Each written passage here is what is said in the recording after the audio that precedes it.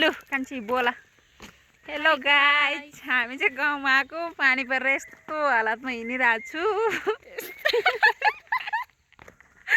यस्तो हालतमा हिँडेन मान्छेले के भन्छ हेलो गाइज हामी चाहिँ चुप लाग्यो बेजेर राखेर अनि दिदी त राम्रो भइरहेछ म त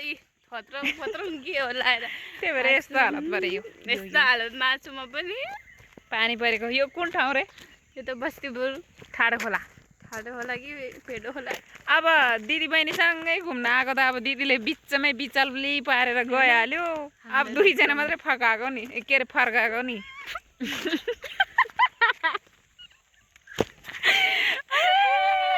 अब दिदीले बाटो बिचमै छोडेर तिमीहरू फर्केर जाऊ भनेर गइहाल्यो हामी त नि बिचमै अब बिचमै फर्केर आएको नि अब के गर्नु त नि अब कहीँ जाउँ भने नि हामी दुईजनाले चिनेको पनि छैन जानेको पनि छैन अब जाने बाटै फर्केर आएको रोडै रोड कान्छी र कोरेमो चाहिँ मैले होइन मलाई तपाईँ त कान्छी मलाई कान्छु मलाई पनि थाहा छैन नि त दिदीले त हामीले त फर्कायो दिदीले फर्काएर गइहाल्यो बाटो बिचमै अब